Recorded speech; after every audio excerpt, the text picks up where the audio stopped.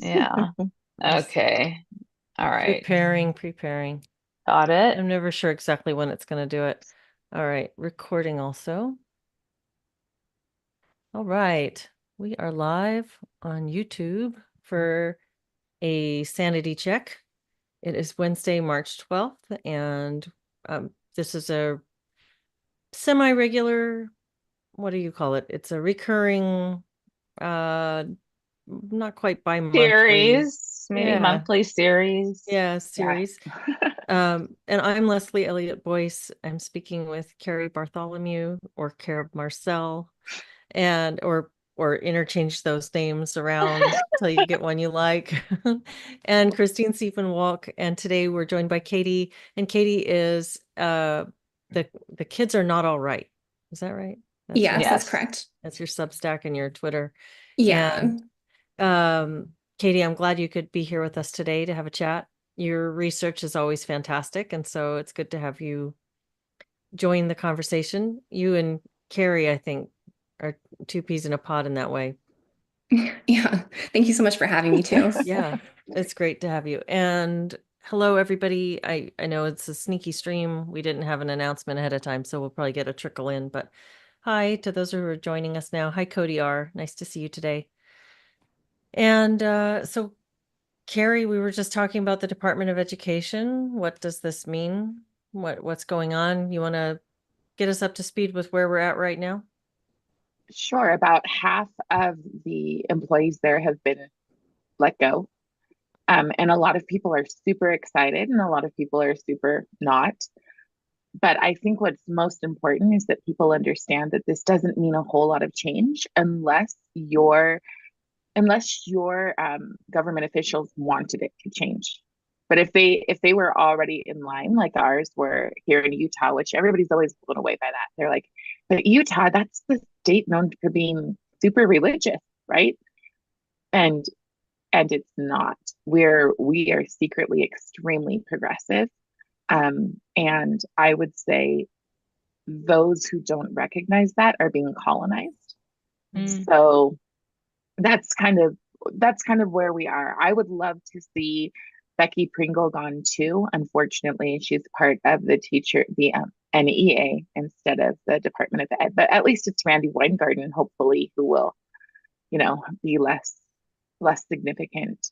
Um, I right beforehand I shared with you guys just a little bit of Becky Pringle, and I think what people have to understand is that schools, whether or not teachers even understand it, which is hard because they're like, I'm the one who's in the classroom, but they don't really understand that they're being slow boiled into things.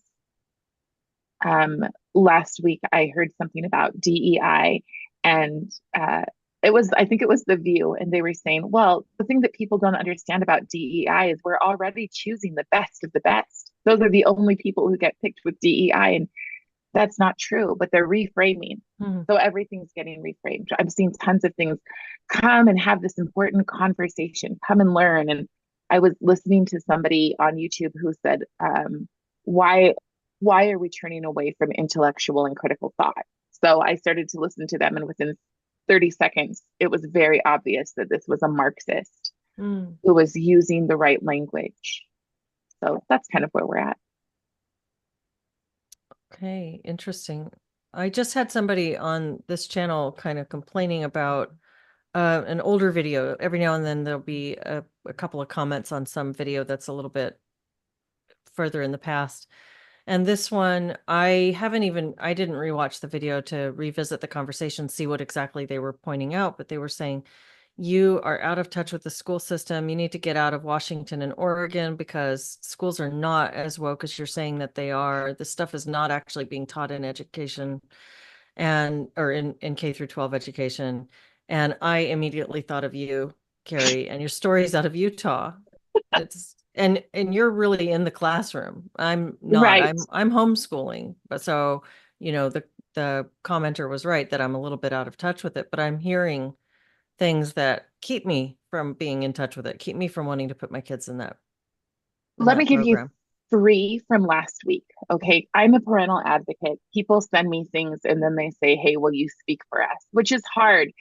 because when I speak, there are some people who've just turned off, right? Because it's almost like I have the same kind of reputation as a group like Moms for Liberty. And so, which for some people that's very good, and for elected officials, that's a nightmare. Okay. So last week, a teacher gave kids, actually it was a couple of weeks ago, but the parent reached out to me last week. Eighth graders, 13 and 14-year-olds, were given prompts on to talk about what it feels to be loved, including cuddling, kissing, and sex. And then they're supposed to write about it. And the other one was how a character might self-soothe with drugs. Again, this is Utah. This is the place where people move thinking that they're going to shelter their kids as your person who went back and said none of this stuff is here. This is where they move for that. Mhm. Okay, another thing that happened, a high school decided to show an Al Jazeera video to students that was extremely politically biased. It was like a 4-year-old video. It's been proven wrong, and the students were told that if they recorded anything, they would be kicked out of class. So you've got kids who, quite frankly, are good religious kids. Okay, so they're sitting in class and they're like, "Oh my gosh, I'm going to be in trouble." And then this weekend, I had a young woman who came to my house. Her sister was talking about something, and then she said, "Well, I just know that I keep my head down and my mouth shut." This girl is a junior in high school. And she said, "I know because our culture at our school is we affirm. We affirm, we affirm, we're allies. If you are deemed homophobic, the other students will cancel you, and so will the teachers." And she said, "If I want to have a job in the future, I know I need to keep my mouth shut." Mhm. And I put that out online, and parents were saying, "Well, she's right." And I'm thinking, did we not just turn an administration? Did we not just get rid of half of the Department of Education? I personally know Burgess Owens, who's on the Committee for Higher Education. We have people who are saying, "Hey, this needs to stop now." And you guys are already so brainwashed, you're not going to stand when you have the opportunity. 4 months ago, I didn't think we would have the opportunity anymore. But now we have the opportunity and people won't stand. Mm. It's the same as California. I mean, when I was working at FAIR a few years ago, we used to get contacted constantly, especially the LA school districts and whatnot, and what's going on there. We would get complaints all the time. I had a binder thick full of complaints about schools and the lessons that they were teaching, the privilege wheel, all of those things that were going on. So it's hard for me to believe that this isn't happening everywhere, at least most places, because you have one very conservative, or what we thought to be a conservative state, behaving in a certain way, Utah. And then you see it in a non-conservative state, a progressive state like California. I mean, I don't see where it's not happening. I want somebody to show me that, because the understanding I have from experience speaking with people, but also being sent materials, that's 100% the case here in California. So I just want to comment on that. I'm not trying to, dismiss what the one commenter had said, but what I'm trying to say is I'd like to see a place where it's not happening. It's happening in Texas. I listened to a few podcasters, one that's based there, and that's what's going on in the schools there. Mhm. Mhm. Yeah, well, I think oh, I'm sorry, go ahead. No, you go ahead. I think this is where the credentialing pipeline comes in, because so much of this comes from the schools of education. And in order, like for most states, in order to be, going through a credentialed program, whether it's for education or for counseling or things like that, it's pretty narrowly controlled by, accrediting bodies that require these basically like Marxist woke policies and trainings to be, in the programs. And so that would include things like for example, maybe more like religious schools, like a religious college. If it's going towards accreditation, they're going to insert these woke Marxist things, and it's going to trickle down into all of the states, public, private, parochial. It really like spreads it out in that kind of way by capturing that pipeline at the top. And Katie, Yeah. it's not like they come to them and say, we're now going to teach you Marxism, Yeah, right? exactly. Yeah. So how do they get the teachers, like, how do they get the teachers to actually go along with it?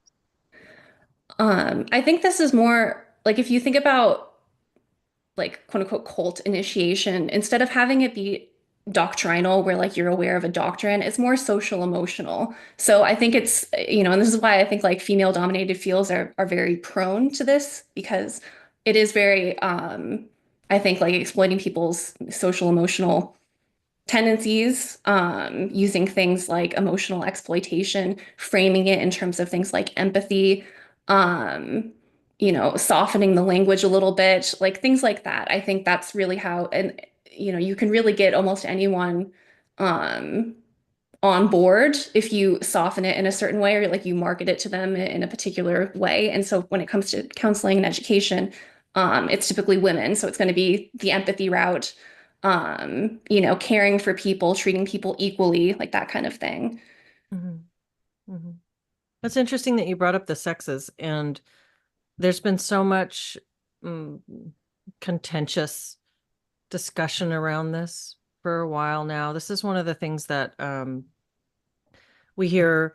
I've spoken about this quite a bit recently about Jordan Peterson calling out the childless women, and this is like this epidemic of misplaced maternal instinct, this wave of DEI and ideological pressures in our institutions.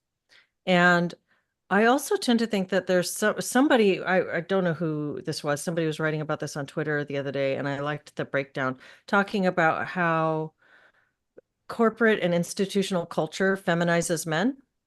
Mm. And so, and one of the things we hear a lot is, here's male typical aggression, here's female typical aggression, and all of the things of our cancel culture is more uh, are hallmarks of female typical aggression. And I think, well, that's because it's in the indirect nature of it is what makes Mm. it more female typical. But when you go online and you're communicating at a remove with some medium in between you and the person that you're communicating with, all of the interactions become indirect. So then you have sort of a feminization of that, of like, this ugly side of femininity that you're seeing, but it's Right. not just women. It's just the nature of these spaces. But these are just some of my thoughts around this, and I'm curious what you guys think. I wrote a speech yesterday on the how we're two branches of the same tree. So the battle is the battle between what's kind of crazy, again, going back to the weird Utah dynamic, is that these women are the women who have perfect families. The other thing that Utah's known for is having this Instagram worthy life, like everything's just visually perfect. And we have people who go off the deep end. We have that woman who, like, she and her therapist, they just made a movie about them, and they are like a lesbian couple now, and they've lost their minds, right? Um, they are very anti quote unquote the patriarchy. But the big thing that I'm noticing and that I've seen in education is that they're trying to get everybody to lean into pathos and ignore logos. And logos, well, that's what boys tend to be about.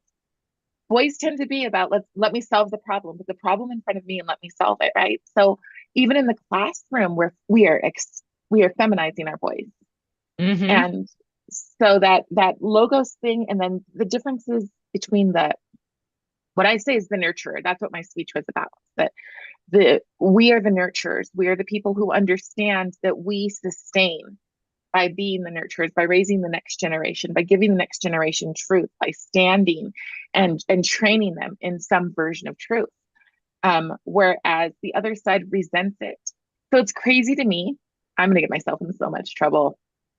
But so many of the women who push this stuff are very well off.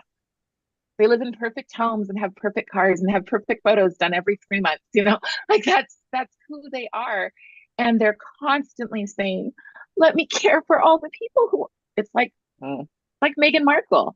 Let me stand in my in my palace and tell everybody, oh, even if you only have a window, you can have a little bit of what I have. And it's kind of nauseating. So It seems like a lot of that, what you're describing, that it's this undervaluing of other people's potential. Like, I have to help you. It's a real savior complex. Like, I need to be the one because here I am with this knowledge or this privilege or whatever. And so I'm going to do for you. And by doing for you, I'm going to think for you and then tell you how you should be acting. It's a really like a fundamentally judgmental and undervaluing It's standpoint. it very, also keeps it's you very down. condescending. It keeps you down. Yeah, I was gonna say it's very condescending. It keeps you down, and it tells you that you're not smart enough or good enough to do X, Y, and Z without me coddling and holding your hand and showing you the way. And I think that is the piece that used to still bothers me a lot, but that's what I used to speak about constantly, is that at the end of the day, you're telling those people that they're not able to do it unless you assist by lowering standards, by overly coddling, all sorts of different techniques that are used. And that's very disturbing. Well, and my question is do they really even want to help? Or is the virtue Mm. signaling kind of a let us look good, but we're still going to stay up here? Because if you have these kind of self-damning ideas, you're never going to grow out of them, right? So then the families that already have, I hate the word privilege, but the families that are already in that box, their kids are going to get the same kind of education, the same kind of benefits that they've always gotten, while, in my opinion, pretending to feel bad. So, I want to address something in the chat. Calm on ground seems frustrated. And let me not misrepresent you, Calm. Why don't you go ahead and give me more detail about what you're thinking, if you don't mind. But I'm seeing what seem like angry comments, and I'm only calling attention to this because this person's been with us for a long time and has engaged in a lot of conversations, and I really value that interaction and the communication that we're all having. This isn't like a show. This is a conversation, right. we're having a dialogue. And so Calm on Ground says, oh brother, this is where these nice ladies are going to speak for me. Please tell me how I think and how I chose not to have children. And then saying, why are you a therapist? When I said that when I was commenting about thinking that you know better for somebody else how to fix their life. Well, I'm not a therapist. I work as a coach, but I do have therapy training and I do work in sort of an adjacent way. I think that one of the problems with modern therapy culture is the expertise, the expertism, like Katie was talking about, the credential culture, this idea that you're an authority on somebody else's life.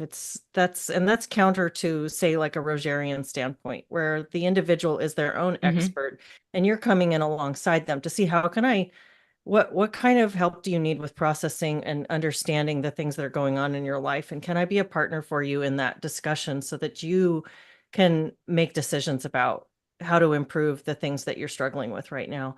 And so, Calm, thank you very much for elaborating. I don't have kids, and you all speak disparagingly of people who don't have kids. I don't really have children don't either. think I don't have Yeah, I don't children have either, kids. by the way. And I just want to add that was a conscious choice that I had to make in order to be in the partnership I'm in now, because my husband didn't want children when we met. He already had a child. And so I had to make a decision. And we talked about this on another Common Ground episode, but I'm sorry, Solid Ground episode. But I had to decide if I was going to stay with him, that meant not having children. And if I was going to not stay with him, I would have perhaps had the opportunity. And I chose not to, because I didn't want to give up what I already had, which was a really good, loving, caring, supportive partnership, for the unknown, the possibility that I would or maybe would not have met somebody who wanted children. So I didn't prioritize kids or having them even, and I didn't have them. So that's the situation with me. I struggled with that for a long time, but it has worked out in a way that it makes makes me feel, happy, and I'm glad I made that decision. Mhm. But it doesn't mean I don't have an ink of gee, what would it have looked like had I been a mother? Yeah, I think that it's such a complicated topic. And one of the problems with any of these, one of the problems that we have whenever we start having these conversations about women are like this and men are like this, and is there's so much variation. There's more variation within groups than between groups, as they say. We have more in common with each other across the sexes than than the end points within a sex. So you have so much variation in what an individual life is. And so whenever you start making these broad descriptors, you're leaving a lot of people out, and there's going to be that that not me, that doesn't represent me. And that's one of the problems with the whole woke dialogue anyway. And this kind of garbage that, we get taught in that I've been complaining about this whole time. So I think any conversation that tries to be sweepingly general is going to miss a lot. And it has to be pointed out that it's not all. I mean, that just, but also we're discussing trends and themes and calm. Yes, what Christine said, we have had a couple of dialogues about this. Oh, we had one with Nina Paley a while back. I don't know if you guys were there. I think it was just Solid Ground before you started joining us for those, Christine. And we had one just a couple weeks ago with Christine, and there were 3 women in that conversation out of 5 that were child-free, childless, whatever word you want to use that, to describe that situation. And it was a really nuanced and careful conversation. And the whole reason we brought it up was that I don't think it's fair for Jordan Peterson and the sort of dialogues that he's trying to bring. I think he's unfairly mischaracterizing women without children as being I think he's misdiagnosing this problem. I do think that there's a theme there that merits discussion of how we are over nurturing each other, like Christine said, condescending to one another. And you could point at that as one of the elements that's there. But I think for him to concentrate on that the way that he does is really misjudging people. It's kind of doing that same thing. He's underestimating and condescending to the people who are in that demographic in a way that misses the big picture. So I think it's a really complicated discussion. So thank you for that feedback, Calm. And Calm on Ground, she says, is it nurturing or the quality of the nurturing? Yeah, exactly. And that's another thing I have a problem with it. And I'll let you go, Cari. I'll stop my monologue here. But one of the things that I also dislike is this calling out of empathy. Like this is a problem of empathy. Right. When it's a problem of the exploitation of empathy in order to engender resentment. It's because if you're really an empathetic person, that's not going to have that directional aggressive quality to it that we're seeing in a lot of these things. So, but I'll stop talking and Cari, let you. Yeah. So I just want to push back on this because I was specifically talking about women who have a lot of children who still resent it. That's what's been shocking to me, is that those people are the ones who are, let me take over and tell you how you need to live your life. And it almost seems like they resent, or that their children are like a token. Their children are like a little thing to show off, but they want to tell other people how to live their lives. So I think that that's an issue. Also, I have found a lot of people who push the empathy, who tell us how to be empathetic, are some of the meanest people. I've honestly seen that where you're just like, do you want to talk to me or about me? Right? Like let's have that discussion before we jump into I'm not empathetic, I'm not a kind person, I'm not this, I'm not that. I'm like, I know where I stand. Thank you. But I think that that's a tricky place where we're taught, we are conditioned to immediately think that people are against us, that if they have a conversation and we can in any way throw one point of our intersectionality. Sorry to use a wolf word, but if we can point one piece of that into the conversation, then people are attacking us. And I think we're groomed for that. So, can I give you like a little side? I was teaching my kids, you know, the story, The Emperor's New Clothes. Mm-hmm. You guys all know that story. Well, I had my students act it out. And the point that I wanted to make the most to them and that I think is important is that the servants, okay, the word servant was written for a reason because it represented ideas that serve us. So I asked my students, what ideas serve you? What ideas make you a better person? Like your alarm clock, that's an idea that serves you. You need your alarm clock to get up on time, right? Your faith, that can serve you, whatever. Why do we give it up? We're in a culture that gives it up constantly. We give up the ideas that serve us for stupid ideology. Mm. And that's what the emperor's clothes are. It's like, give me the newest idea. Let me just take this. I don't care where it's coming from. I just want to be the hottest, coolest thing. And then we get really stupid ideas. And then we need innocence to be able to say, hey, somebody who doesn't know how to fear, they have to be the person who says, hey, that's stupid. Why are we doing this? And I feel like that is a huge issue that we are. And Katie, I feel like this is something that you could definitely expand on, but we're turning Soviet. Our culture seems to me like it's turning Soviet, where more and more people are like, they know the truth and they're going behind closed doors and they're saying the truth, but they are afraid to say it outside. Yeah, well, and I'm thinking of what you were speaking of earlier about the sort of culture that's engendered with children in schools is like not wanting to say anything because they know they'll be canceled, so they're just going to keep their mouth shut. If you grow up in that kind of way, I mean that becomes your normal.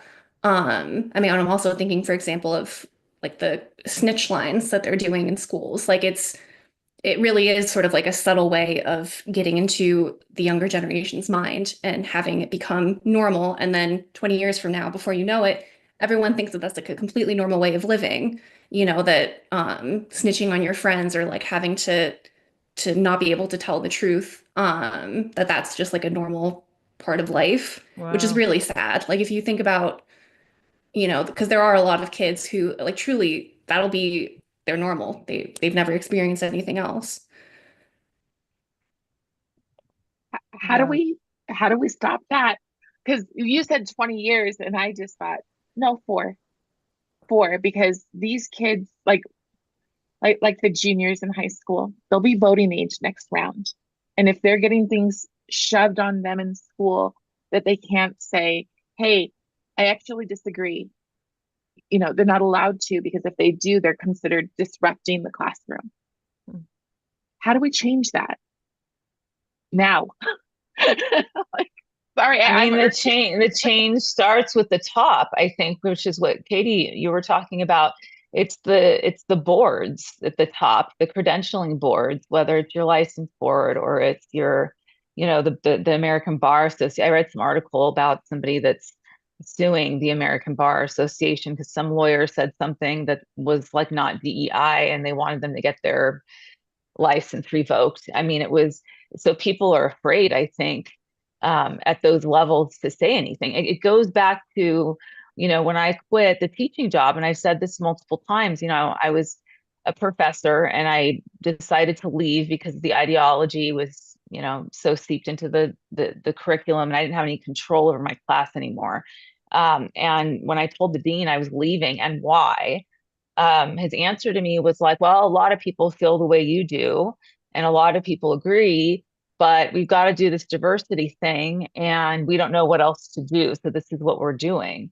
That was like such a clear like example of why the issue is the top. And if you can get the top, then it filters down. But the top, they have a lot of incentive and motivation that have nothing to do with education and have everything to do with funding or with grants or with, you know, getting money to do research about this particular thing or that particular thing. So I think what made everybody feel, well, the people that were happy with the outcome of the election. I think what made people feel better about that is that that this administration has said they're not going to fund that kind of stuff anymore in schools. And I think that's what made people excited. I don't know what is going to happen, after that, but that's the idea, I think, is that's where the change has to happen and incentives have to be taken away. I mean, it's a really complex reason why these people do what they do. I don't know, Well, and Katie, if you have something to add, to that, but yeah, well, because I'm thinking about the professional organizations, and I mean, they're funded by dues. So, but there's also like a complex thing going on there where a lot of people, they need continuing education, they need, malpractice insurance, and they can get discounts. Like there are a lot of benefits to joining these professional organizations that incentivize people to pay their dues, but they are funded by, people who I think by and large would not necessarily agree with, the various lobbying efforts, um, the curricula, things like accreditation, all those kinds of things. I think the average person who is funding that is not actually like aware of and wanting to like support those things. So I think like even just basic awareness of kind of like what's going on with these professional boards and things like that.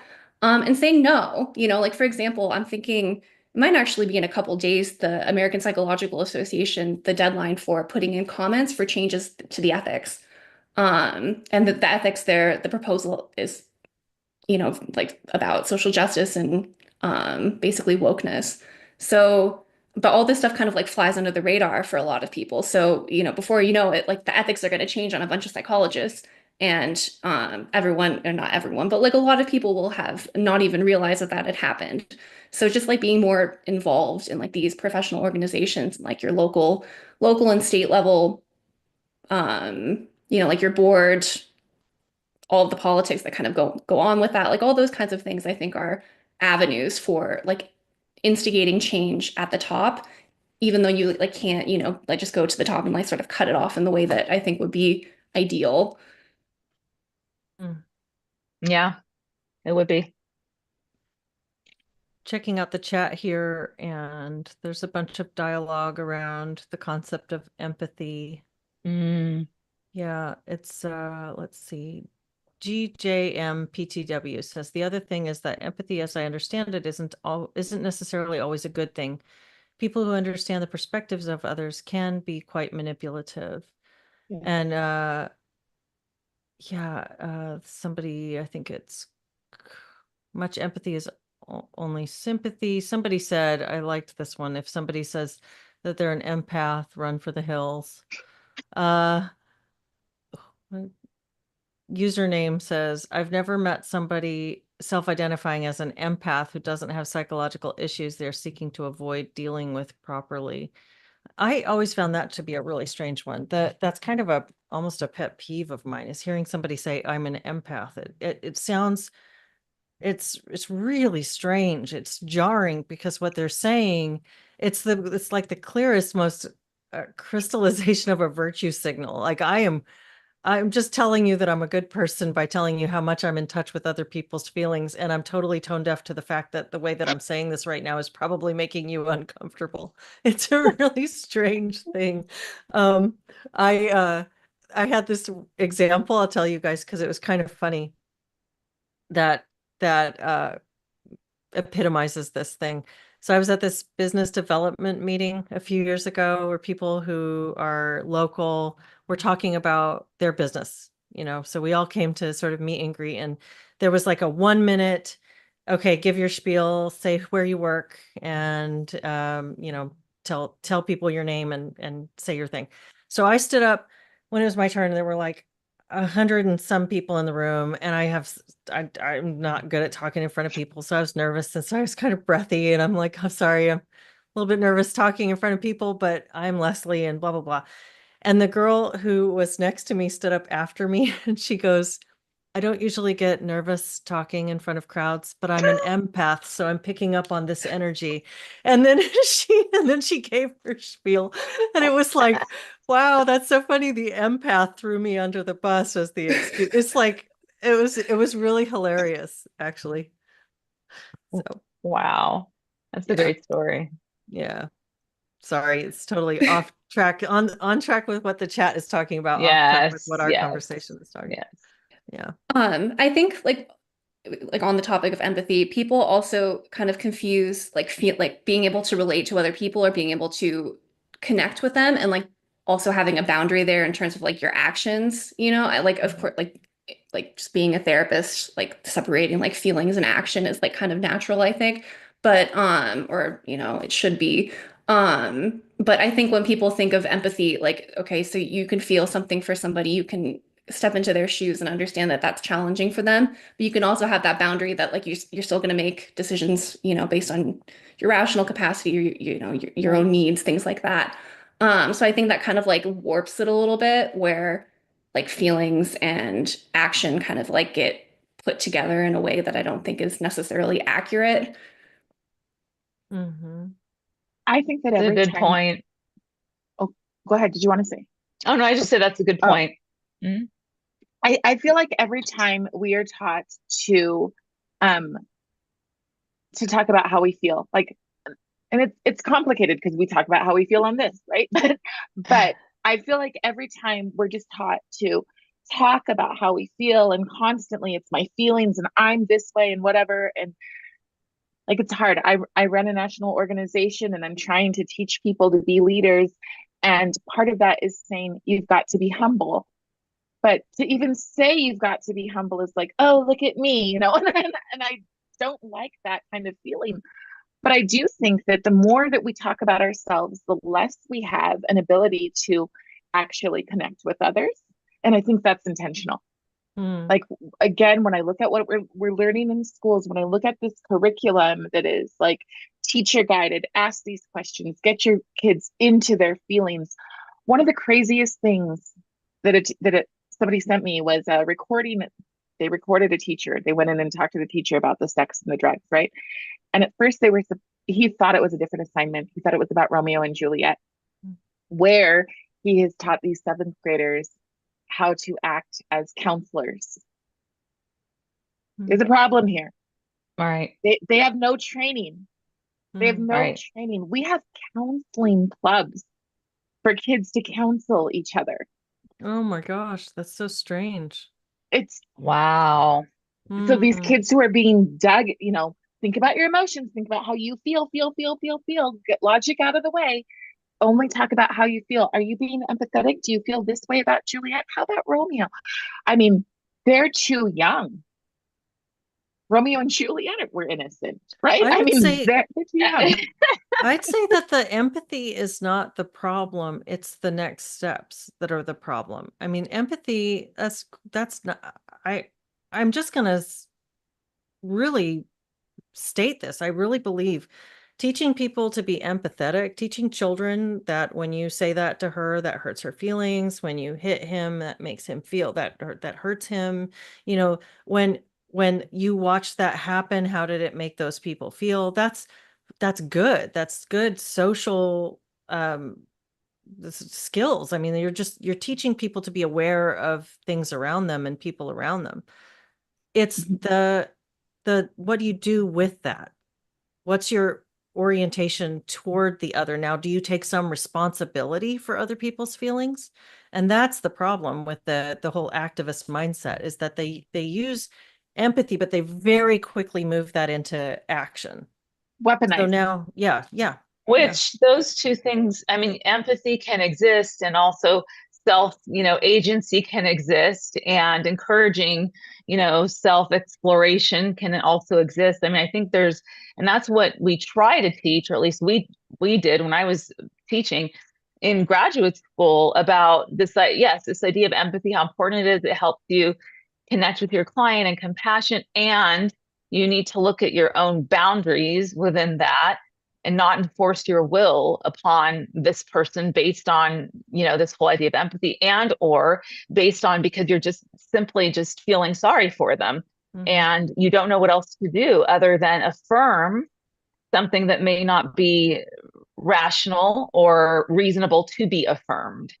So I think that it's a both. You can do both, I think. But I think what you're talking about, Leslie, is people jump into the activist role And that's when the complete breakdown of that process happens, of what should be Yeah. the process. GJMPTW says empathy is a good tool, but can become bad depending on who's using it. And I would say empathy is not a tool. It's not a It's tool. just, it's like language. It's like you're just teaching Yes. someone to understand the things that are happening around them. If you teach Right. people then that they're supposed to do something based on that understanding, then you have a tool, then you have some action. But just teaching, but just like understanding, empathy is just the ability to understand and feel sort of the other person's feelings. Like you can put yourself in their shoes. It doesn't tell you to Right. do anything with that. And I've seen some pretty dangerous things around lately, Mhm. teaching people that empathy is a bad thing, that we should be less empathetic. And Yes. I disagree with that. I think that Mm. the problem is that we're not empathetic enough. The problem is that when you're telling like you, you know, people that here's how white kids are and here's how black kids are, you're not thinking about, it's like Calm on Ground talking about how, you know, she was worried that we were going to come bagging on women who aren't mothers. Right. If we talk about women who aren't mothers and we have no empathy for what that situation would be like, or we can't imagine a person in that situation, then we're not really being empathetic. We're actually cutting off empathy for an Mm. entire group for the purposes of our social agenda. And that's the So problem that's is the from the problem. very Yeah. beginning. The goal isn't ever to teach them empathy because we know how to do that naturally. We Mhm. know how to teach a child that if you hurt somebody, you should say you're sorry, right? But when you start before you even come into the class with my goal is activism, my goal is to get these people to be activists. When you start with before your patient comes in, is it still called no, your client? When your client comes in, and before you even talk to them, my goal is to move their, progressive target towards activism. Then it was never empathy in the beginning because you Yeah. never started off with where's this person at? You You know, never started there. I wanted James from Bahia says disagree. Empathy is not in short supply. And then Cody R says, do you think that the main issue is that people don't know what empathy really is? And this is what I think the problem is it is selectively eliminating empathy for certain groups. That's more the problem Oh, we're for seeing. sure. Did you guys see any of Black Mirror? Did you ever watch any of that show? Didn't. It's pretty it's pretty awful. I mean, it made me feel terrible. It's like it's like Twilight Zone but worse. Like Mm. for those of us who are afraid of a technocratic future. It's like it's super scary Twilight Zone. There's this one episode where this like militia is going and killing all of these monsters. There's these terrible monsters that are hiding out in the caves, and this militia is going or in abandoned buildings, and they have to go kill all these monsters. And it's harrowing. You watch this epic battle where they're pursuing the monsters through the halls and killing them all. And then I think that I don't remember how it works, but like the one of them has their mask that they wear, their like face mask, um, gas mask thing with the eye visor malfunction, and that's when they realize that they're seeing through a distorted filter. These are poor people. These are just Mm. people that they're Mm. eliminating, like some group of people who demographically have been chosen for elimination, and the government has put on this visor to make them distort them and see them as monsters so that they'll be able to so that these militia members will not have a moral quandary with going and wiping them out. And that's what I see us doing Mm. when we talk about white women in this particular way, or we talk about men in this particular way, or we talk about childless women. We start demographically shitting on people. We are putting on our anti-empathy visor. And Yeah. Mhm. that's what I would say. So and now I've talked way too much for this episode, so I'll let you guys No, that was have the great. floor.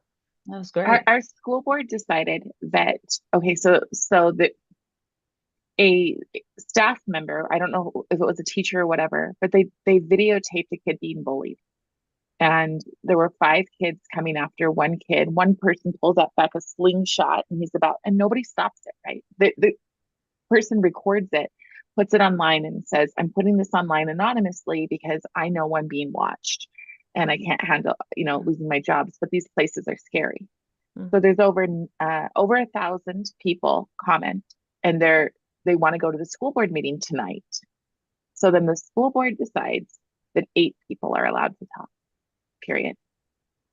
So this is, and these people would say, we're the kind, we're the empathetic, they're our overlord. You have 1,000 people. And the reason why is because we're a poor rural community. That's why. We're a poor rural community. We aren't the educated class, so we don't really have a right to talk. They will humor us for a few moments. Meanwhile, they will brainwash our children for the greater good. I mean, you can be afraid of the technocrats all you want, but at this point, I'm afraid of the elites who think we have nothing to offer. I think that's a real problem, because you can come, we've seen it so many times that people who come from nothing can achieve greatness.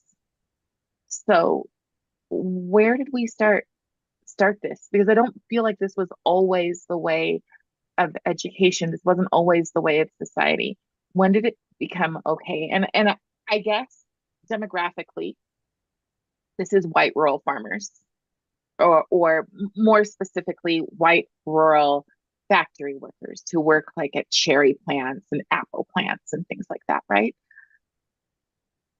Again, how do we fix it? I know that there are countries who've gotten out of their Soviet messes, and now they're like, we don't want your woke stuff because we've already lived it. What do we do? I think the administration is trying to do that in their way, whether people like the changes, hate the changes, it affects them, it doesn't affect them directly or indirectly.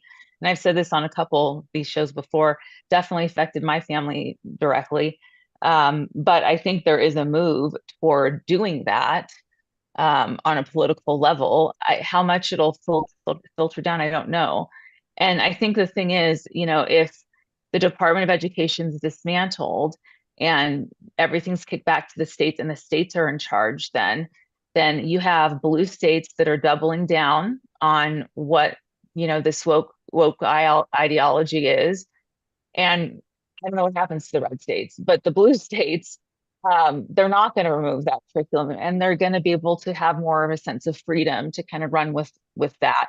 They're not going to get funding for it as they used to from the federal government, but that doesn't mean that they don't have their own kind of ways of attaining the funding or using the funding they have to peddle this stuff. So I feel like, politically speaking, the governors are going to be really important at this juncture. And that's a little frightening for me in California, considering who my governor is.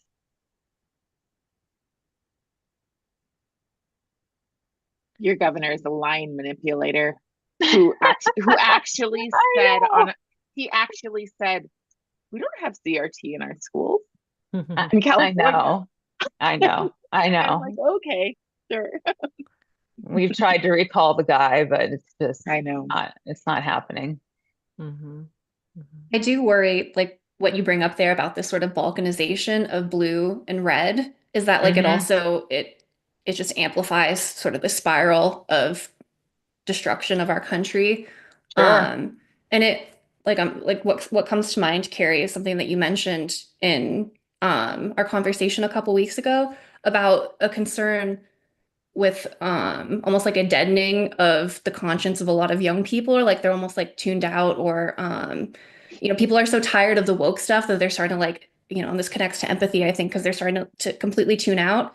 And that does worry me. Like I am like sincerely worried, especially like as things become more balkanized and you have maybe like more radicalization, be it left or right, and not having any interaction with other people of like opposing viewpoints because everything is so balkanized.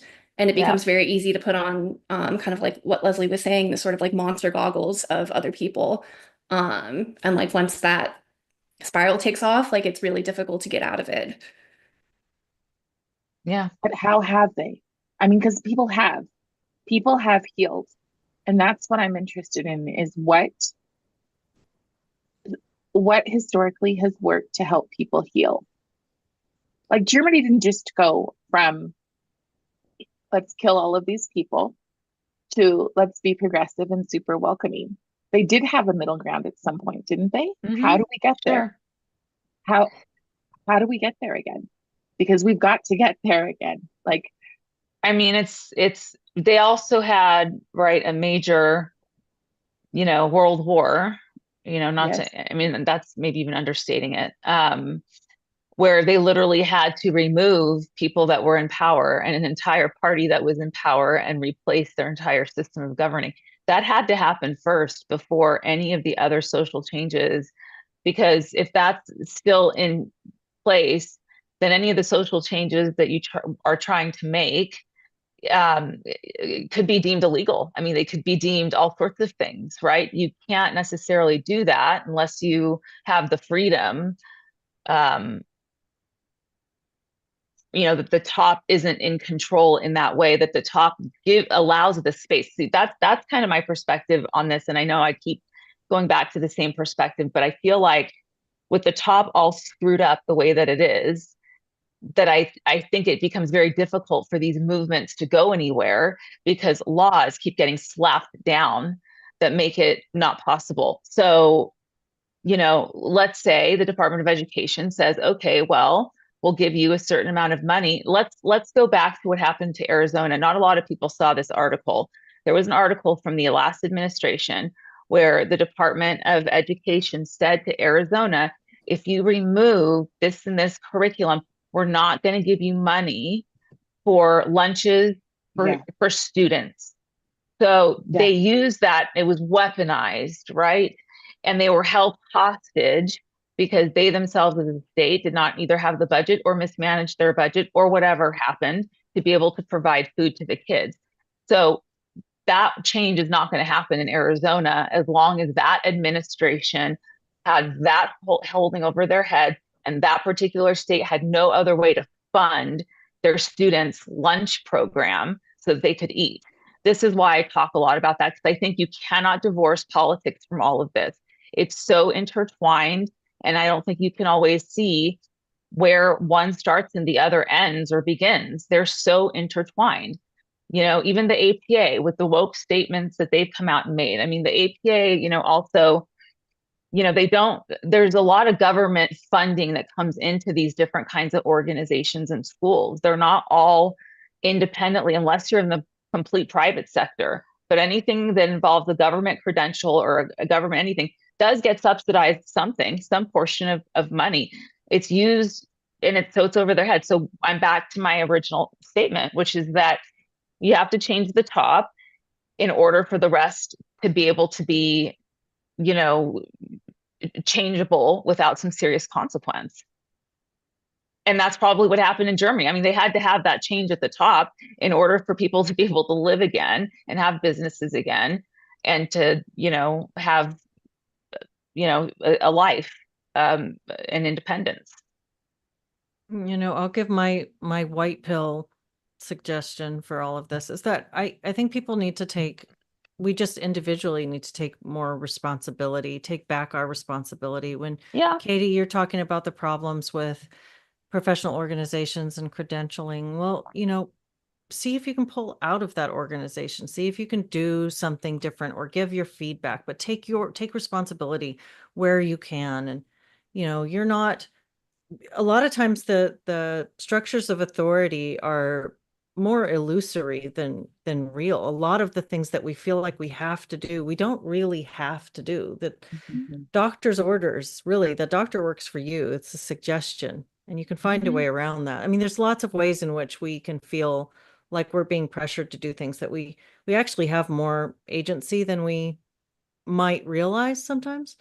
And yeah, Clue Studio says there's a white pill. I also think that anxiety is sticky and contagious. So is anger, so is hate and rage, but so is happiness and love and peace. All of these things are contagious. And so, if you can find ways to shrink your world back down to the size that it actually is and stop worrying about things that are far, far outside of yourself. Like you've seen that chart. This has really been a popular little heat map of like, here's the liberal heat map and here's the conservative heat map, right? It's the circle with the supposedly the conservative, most of their energy or their care is for the things right here, and then it trails off to things that are Mhm. farther outside of themselves and their family and their community, versus the liberal heat map, which shows like very little here, a little tail, and then most of their care goes out here. But also think of an anxiety map. Like Mhm. are you doing that? Maybe you care more about these things, but are you putting a lot of energy into things that are so far out of you that you can't do anything about it? And Mhm. if you start focusing on Yeah. just the little things, Mhm. then as we all take more I responsibility agree and with find that. more joy, that's contagious too. And I think that Yeah, I agree with transmits that. to younger people. And I also think that, you know, one of the things like Carrie, when you're saying we have these elites that really underestimate our value and so treat us as if we're valueless. They also underestimate our abilities. And that's, I think at the end of the day, that's the biggest white pill, is that underestimating people leads to underestimating people. And we all have the seeds to our own growth, and Mhm. everybody Yes. has so much more potential than you can see from outside. So that's my white pill. No, I think that's fantastic, and that came up in another Solid Ground episode recently, where I was talking about initially feeling so angry in the beginning when I left my job and had to leave because of the ideology. And I think it was Aaron who asked me, how did I get through that or become less angry or rageful about it? And that's, I think, what I did, or what I talked about, maybe without even realizing it, was having the things in my life that I could control, looking forward to things, planning things that I was excited about, planning things that were nurturing to my soul, spending time with family, more time with family than I had, prioritizing that. And so my own personal experience with that advice, I think, is very attuned to what you're saying. It works. I think it works. It worked for me as well. Yeah, I want to respond here too. Caravaggio says, we're talking about the culture at large. There's nowhere to run and hide. And my response to that is that I can't think of a single time in history where I could plant myself into that time frame and be happy with the government. So if we're talking Yeah. about things that are larger forces and systems that are at work around us, can you think of a single time throughout human history when you'd say that was a great government and therefore those people living under it must have had great lives? I think people's lives and the systems outside of them, mm, there's they're just always in flux. And so we don't have a perfect time. We're not born at a perfect time. We have the time we have, and we have to concentrate our energy on the things that we actually have some control over, I think, in our lives. Calm on Ground sends us a super chat. Thank you so much. It says our job should be to really help people tap into their agency and be the architects of their own lives. Even Ian Rowe, Vertex Academy is a great model. Okay, thank you. I haven't heard of that, but thank you so much for the chat and the Yeah, haven't support. heard that either. I know we're Katie, is there getting to the end of an anything? hour, Yeah, so I was gonna yeah. ask Katie if you Yeah. wanted to say anything Uh, further before we end. I'll just briefly end with something that I don't know if you're familiar with the philosopher Eric Voegelin, but I read him a lot, and he's had like a pretty significant influence on me. And something that comes to mind is, and I'm gonna like paraphrase this quote, but no one is obligated to take part in the disorder of their age. So I think that's really the culture could be a complete mess. You still have personal responsibility, and you're not obligated to take part in what's going on around you. And like if that's all you can control, like that's what you can control. And that was Eric Folkland? Eric Voegelin, yeah, so Vogelin. Voegelin, yeah. Voegelin. Awesome. I love that. That's a really good reminder. Yes, that's yeah, Fantastic. that's fantastic. Any other final thoughts, ladies? I generally tell people to fight like a mother. And what I mean by that is go out and do what you can and make sure your kids don't know more than they need to know. At the same time, keep their environment as joyful as possible, and go out and, try to make sure that you can preserve that so that they have that opportunity. When people say, well, I can't stand, I tell them, but you can. And if you don't, your children will not be able to. That's just a fact. So go out and stand quite frankly with grace, because if you go out and you just yell and scream, and you will turn other people off. There's so many people who need you to be courageous, because when you're courageous, it spreads. It spreads probably more than anything else. When people, Leslie, you started off with just looking at the camera and saying, hey, this stuff is happening, and look how many people it's touched, right? So just speak the truth. That was my first lesson to my kids this month, was just use your power to speak the truth and to stand up for other people. Even if their truth doesn't match yours, they still have a right to say it. Because once we stop letting people talk, we get into a place where we no longer see them as human. So yeah, don't put on your monster goggles. no. Try your best not to. Yeah. Awesome. Well, thank you so much for this wonderful conversation. It's Thank been you. really enjoyable for me. And thank you everybody who joined us in the chat today. Check out the archives on this playlist, the Sanity Check playlist, if you want more conversations with me and Cari and Christine, and check out the videos that I've done with Katie if you want to hear more from Katie. And Cari, what's your channel name? Be Not Afraid? Be Not Afraid. Yes. Be Not Afraid. Okay. So I'm going to make sure that link is in the description, and then you can check out, excuse me, I'm about to start coughing right at the end. Wait till the stream is over. There's a conversation between Cari and Katie from a couple weeks ago. In fact, if you want to send me that link, Cari, I'll just put that in the description too, so people can go straight to it if they want to check Okay, it but out. don't laugh, because it's going to be more complicated, because it's on the Moms for America page. That's fine. Even better that you send All me a over the link place. so people don't Okay. get lost looking for it. Perfect. Awesome. Okay. All right. Perfect. Well, thank you very Thank much. you. And anything you want to plug before we go? Katie, you want to plug your Substack or anything? Sure. It's The Kids Are Not All Right, or at Hide Your Kids 0 on Twitter. I love that. Awesome. And Okay. a critical therapy antidote. It's criticaltherapyantidote.org for the network of therapists who are dealing with all of these woke ideologies. Come on over, join us. Awesome. Awesome. And if you're in my crazy state, go to Utah Moms for America. So all right, we'll check those things out. And